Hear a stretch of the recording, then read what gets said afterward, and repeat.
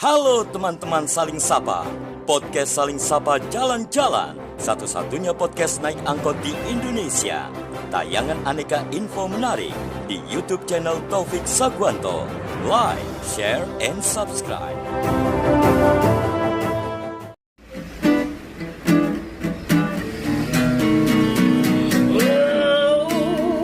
Jangan sedih, jangan muram, berikanlah sebuah senyuman. Ikutlah denganku kawan, podcast Saling Sapa Jalan-Jalan.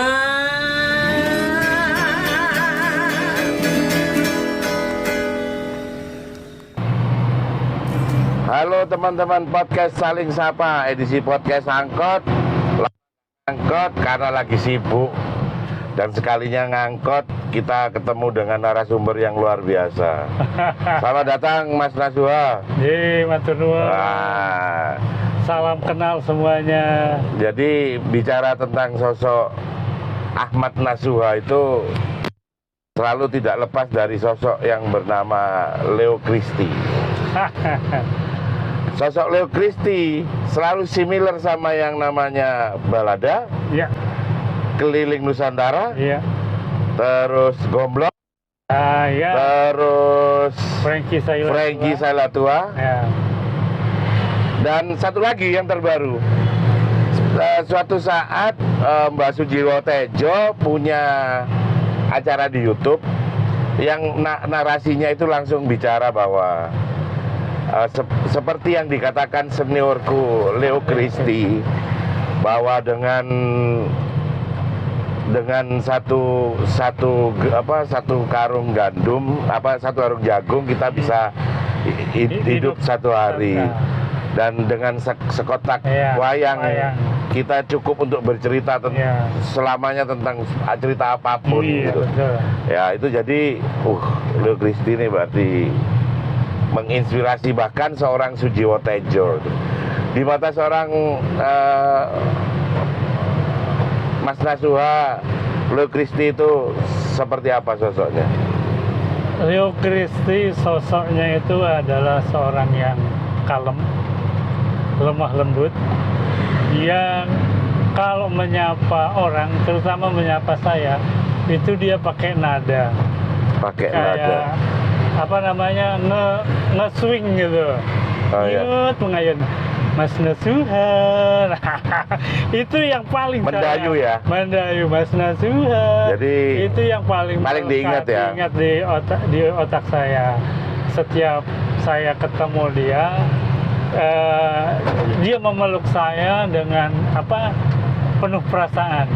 Dan satu lagi yang saya ingat, Mas Nasuha, walaupun udara ini panas sekali, coba Mas Nasuha berhenti di bawah pohon, tarik napas dalam-dalam. Nah itu Mas Nasuha akan bisa merasakan kesegarannya. Iya ya, itu di bawah pohon itu Di ya, bawah Pak? pohon itu kita kayak Mau panas kayak apa itu dapat air conditioner alami, itu dia, oksigen natural gitu kan? Itu. Ya. Terus satu hal lagi, dia sosok yang saya tangkap, dia susah untuk bicara, susah untuk mengungkapkan pikirannya, tapi ketika dia bercerita tentang sesuatu, dia akan nyerocos, Akan detail banget. Oke. Kayak tentang kisah-kisah perjalanannya dia menyusuri Nusantara, menyusuri kampung-kampung, itu enak sekali. Kalau mau dikasih tema gitu sulit ya? Dikasih tema sulit, ditanyain enggak. Kalau dipancing sama pertanyaan langsung ini ya? Susah gitu. Rata-rata orang jujur kan gitu. Kalau jujur. suruh ngarang kan nggak bisa. Bisa. Tapi ketika spontan tiba-tiba dia Ada pertanyaan, ada pikiran di otaknya, langsung keluar. itu langsung keluar. Yes. Kayak dia bercerita tentang sebuah kepala yang nyangkut. Kepala manusia itu nyangkut di ban truk double. Ketika dia dalam perjalanan dari Jawa Timur ke Bali, sebelum nyebrang itu kalau nggak salah di sekitar hutan-hutan Banyuwangi, dia pada malam yang purnama begitu, kering, nggak ada hujan, nggak ada basah di jalanan. Dia kaget melihat kok ada jejak air gitu di jalanan. Diikutin terus, berakhir di sebuah truk yang membawa, kalau nggak salah bawa ternak. Nah itu ada kepala manusia Nyempil di antara dua roda. ada dua roda, ban double gitu kan. Betapa kerasnya hidup Betapa kerasnya hidup, dan dia ngelihat itu mayat, wajahnya tuh wajah ikhlas. Masya Allah. Jadi gimana ya? Dan nggak ketahuan ya tubuhnya di Nggak mana. ketahuan tubuhnya di mana, nggak ketahuan. Darah berceceran di jalan itu. Nah itu dia menceritakannya itu dengan apa namanya ya, dengan gayanya dia, tapi merasuk gitu ke orang yang dengar. Speechless saya, Mbak. Dari Mas Nasuha belajar apa? Kan tadi tentang sosoknya beliau. Dari beliau belajar apa? Saya belajar bagaimana kita mencintai sesama, mencintai orang, mencintai bumi ini, terutama mencintai Indonesia.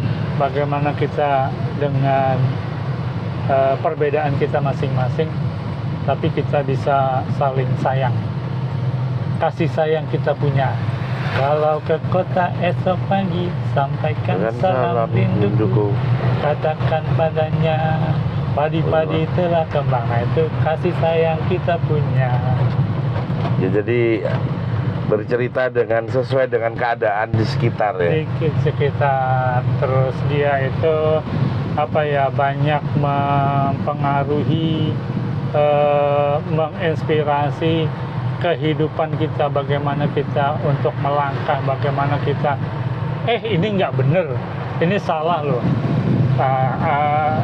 ini jangan dilakukan, ini jangan diteruskan, lakukan yang seperti ini gitu.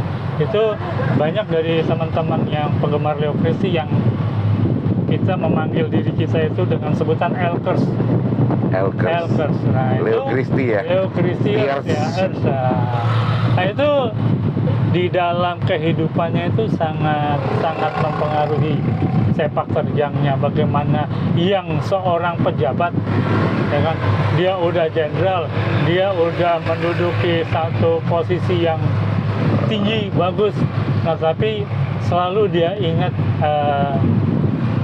teks lagu Leo Christie itu seperti apa, dan itu harus dijalankan gitu.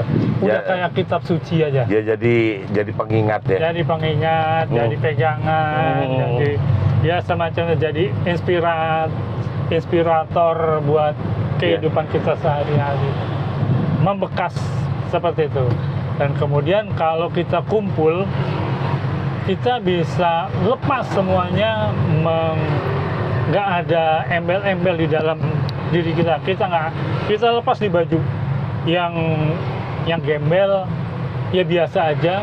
Yang gembel ya jadi gembel aja. Jadi gembel aja. Ya. Yang pejabat yang punya pangkat itu pangkatnya jangan lupa. Iya. Jangan lupa pangkatnya ditaruh, dibuang, bajunya diletakkan dulu. Jadi manusia. Asik. Kita bisa nyanyi di jalanan, pinggir jalanan yang orang seliweran lewat, kita nyanyi aja. Dan itu nggak peduli strata sosialnya seperti apa, kita nggak peduli. Masing-masing udah bawa ke Leo Christiannya. Ngomong-ngomong nih, ke Malang ada proyek apa ini? Kebetulan saya hidup kadang serba kebetulan semua. Tapi di mata Tuhan nggak ada yang kebetulan. Ya, secara kita duduk sini pun nggak kebetulan. Ada yang Tuhan yang ngatur. Iya, Maha Kuasa atas segala sesuatu yang terjadi. Nah, tapi saya menganggapnya itu karena ya itu tadi, kebetulan saya suka Leo Christie. Kebetulan Mas ke Malang. Pak yang di Malang juga suka Leo Christie. Oke. Jadinya nyambung. Oh, ini mau proyek dengan siapa ini? Saya proyek dengan Pak Andang Bahtiar. Oh, dengan Prof. Andang Bahtiar. Iya, Siap. orang geolog Geolog dan sastrawan. Indonesia senior, Yes. sastrawan, dia penyuka puisi dan dari keluarga sastrawan, Yes. profesor sastra yang pernah jadi rektor di IKIP Malang. Nah, Rektor ke-8 8 dan ke-9. Karena dia Mahasiswa pertama IKIP IKIP Malang. Terus anggota HMI. ya termasuk ketua cabang pertama. Ketua cabang HMI cabang Malang pertama. Anggota HMI cabang Malang pertama. Yes. Serba pertama deh. Yes. Dan beruntung sekali saya sempat bertemu dengan Prof. Iksan ya. Betul. Ya gondrong juga sama Gondrong. saya. Gondrong dan rambutnya putih. Iya. Saya belum pernah ketemu, tapi saya meyakini diri ini orang yang nyentrik dan humble. Sangat. Sangat. Dan selain dengan Prof. Andang, dengan siapa lagi? Jadi dengan Pak Andang Bahtiar ini membentuk satu band yang disebut dengan Andang Bahtiar dan Penyelaras. Kebetulan sudah 2 album yang ditelurkan, bisa dicek di channel-channel digital kayak Spotify. Sudah ada. Sudah tersebar di channel. Di stream jangan lupa, karena kalau di stream itu juga bisa bermanfaat. Oke. Nah, dan kebetulan hari ini sore ini Ya, tanggal 31. 31 Maret kita akan mengadakan syukuran ke 110 tahun hari jadinya Kota Malang. Yes. HUT Kota Malang, sekaligus kami ingin meresmikan kayak semacam arena tempat kumpul, tempat bermain, tempat berkegiatan tentang seni budaya. Keren. Nah, kita menyebutnya dengan Teras Budaya Mas Ahmad Iksan.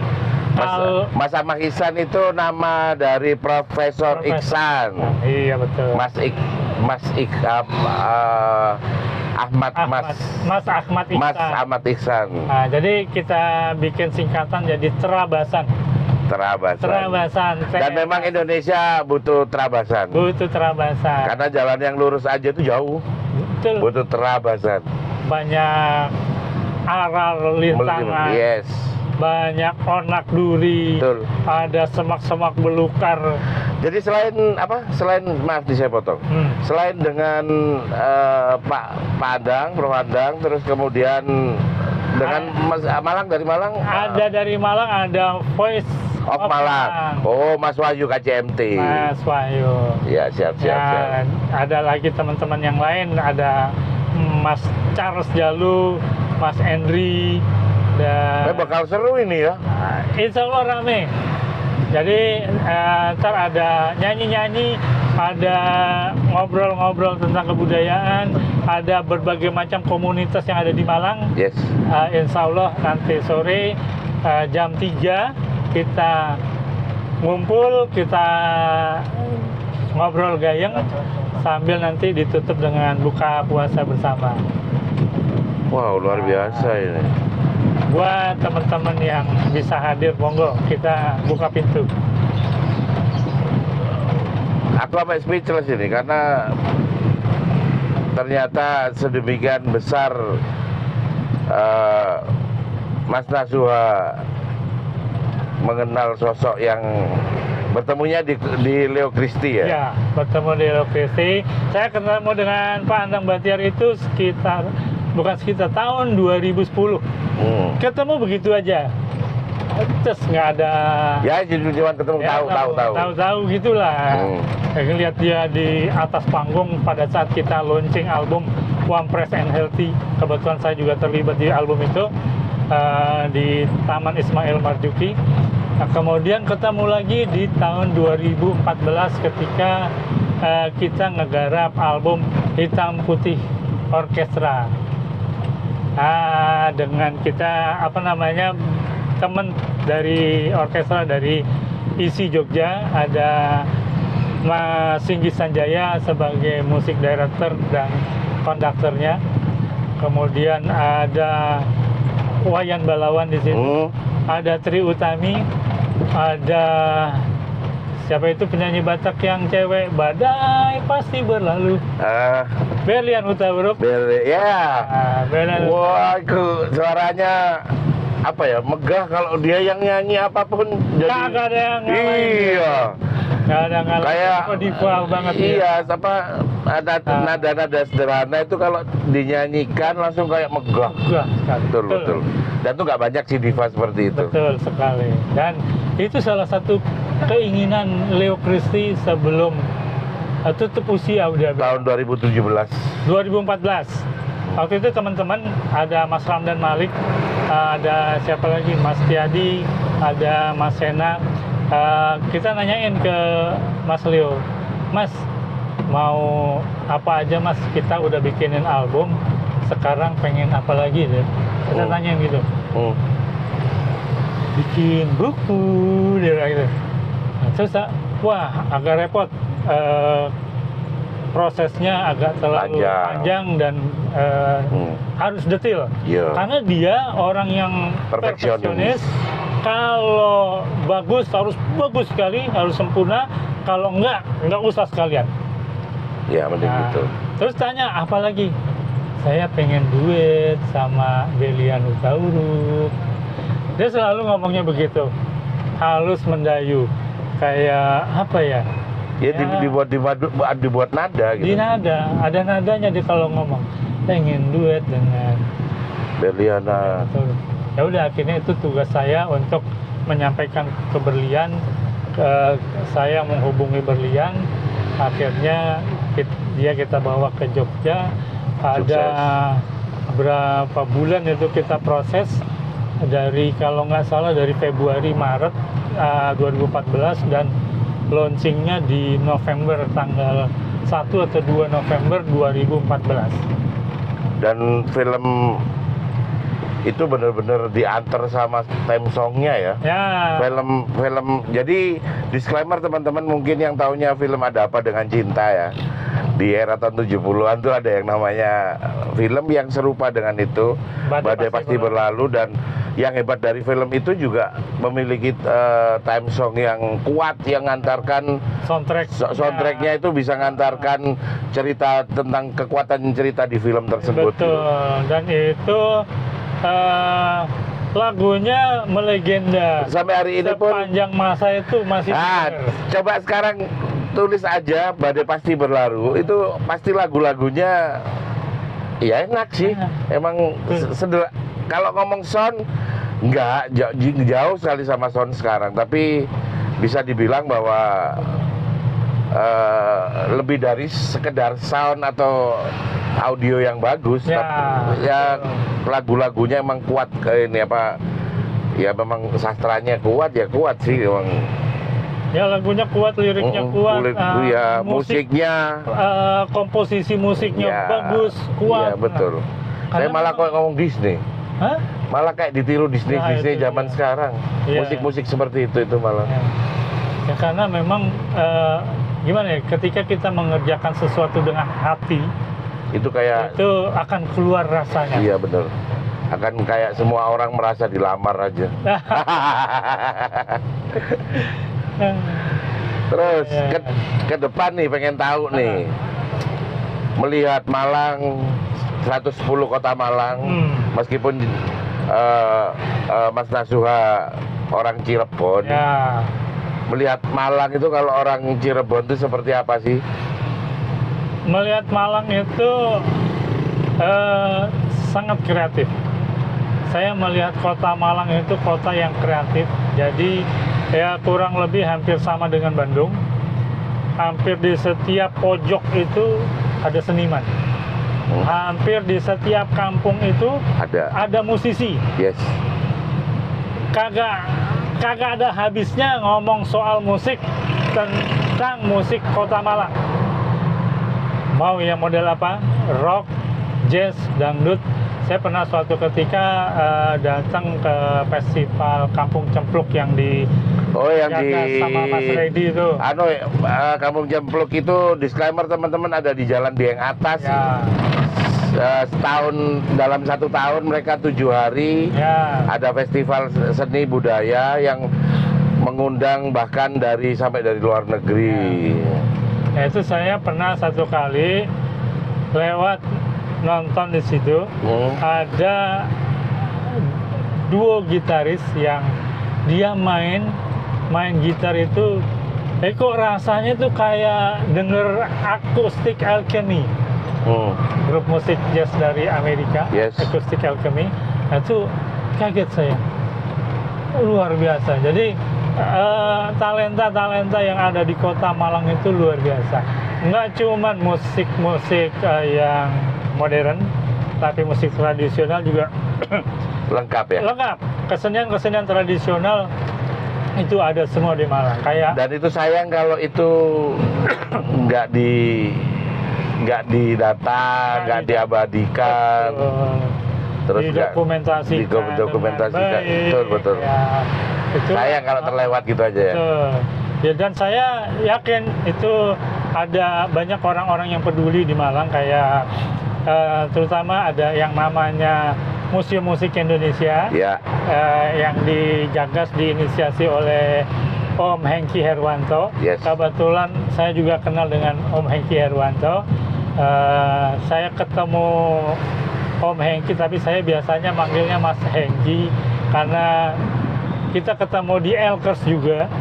Dia seorang penggemar Leo Christie sangat juga. Leo Christie banget. Karena dia dulu sebelum kerja sebagai pegawai BUMN Jasa Marga, nah, dia itu seorang wartawan dari Aktuil. Aktuil, siapa yang nggak kenal Aktuil? Orang zaman dulu itu penggemar musik yang nggak kenal majalah Aktuil, bohong banget. Kalau di Amerika itu Rolling Stone, kalau di Indonesia era sampai tahun 80-an tuh ya Aktuil. Aktuil. Nah, itu Aktuil salah satu yang memproduksi albumnya Leo Christie. Sesi terakhir ini sambil kita jalan ke arah rumahnya Pak Andang Bahtiar ya. Ini sambil nanti kita ke arah sana, ini sudah masuk ke Jalan Semarang. Sebelum kita akhiri podcast ini, pesan-pesan buat teman-teman yang cinta kesastraan, cinta musik, cinta kelembutan, apa? Ya, jadi mari hidup kita itu kita isi dengan musik, dengan kesenian, dengan sastra, dan apapun bakat-bakat yang kita miliki. Karena dengan kesenian, dengan sastra, dengan musik, itu akan membuat hati kita jauh lebih lembut, dan kita akan merasakan hidup yang jauh lebih berarti gitu. Wow, musik sama dengan kelembutan yang membuat hidup kita jauh lebih berarti. Iya. Oh, dalam banget. Terima kasih ya. Sudah datang di podcast kita. Semoga bermanfaat. Jangan kapok-kapok ya, kapan-kapan kita undang lagi ya. Amin, mudah-mudahan saya bisa kesini lagi. Alhamdulillah, amin. Semoga. Jadi terima kasih inspirasinya dari Mas Nasuha. Semoga tayangan ini bermanfaat. Wassalamualaikum warahmatullahi wabarakatuh.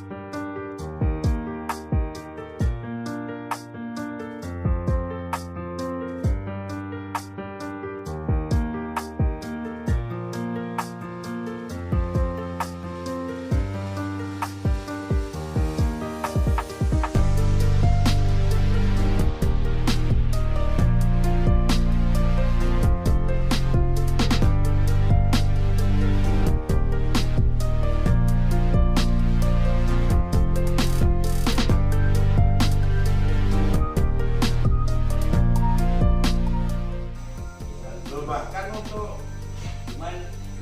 Jangan lupa hadir di acara launching Trabasan Teras Budaya Emma Iksan Minggu 31 Maret 2024 sore ngabuburit menjelang buka puasa. Kami tunggu arek-arek semua. Oke? Salam Arema, salam satu jiwa.